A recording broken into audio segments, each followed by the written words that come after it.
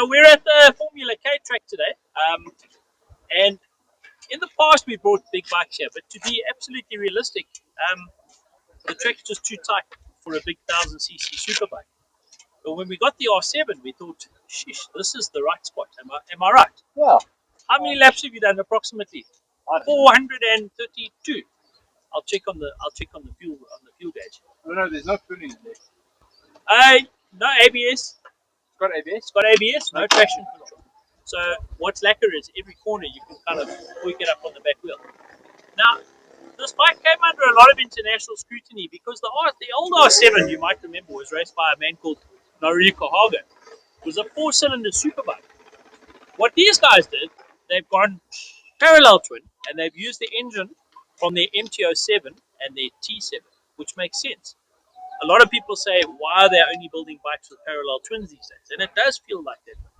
The reason for a parallel twin, guys, and there's no bullshit around this, number one, it's easier to meet emission control regulations in Europe. That's the first thing.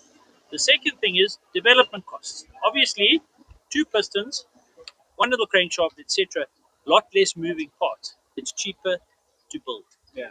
And at the moment, with the way prices are soaring, Yamaha's managed to bring this in at 180 grand, which in today's game, relatively speaking, it's not a lot of money. It's a good price. It's a very good price. Carl, I'm going to ask you, so for a tight track like this, a tight track like Red Star? Look, we've said many times an R1 on this track, R1's way too much.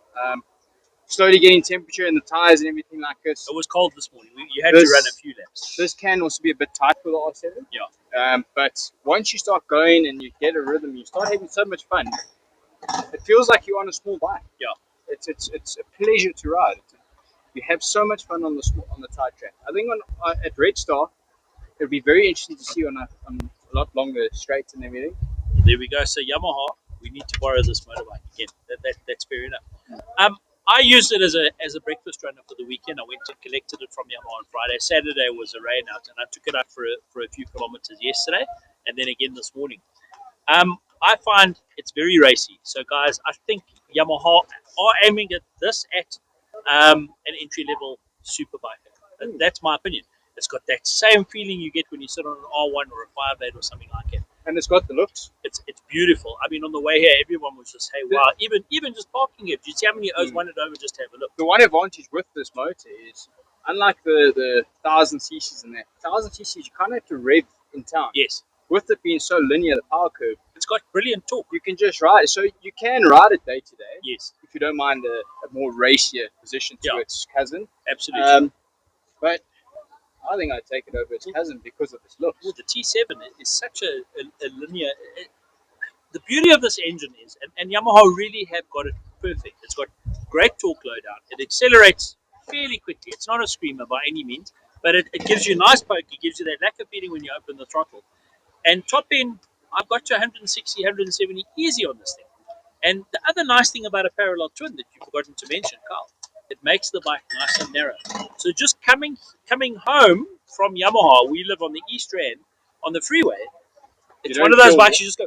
You don't feel wide. It's wide and it's small, and relatively speaking, the bike is quite light.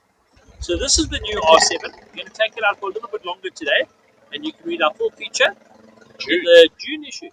Bloody June already, June issue of Ridefast magazine. But we're impressed. What a lekker motorbike.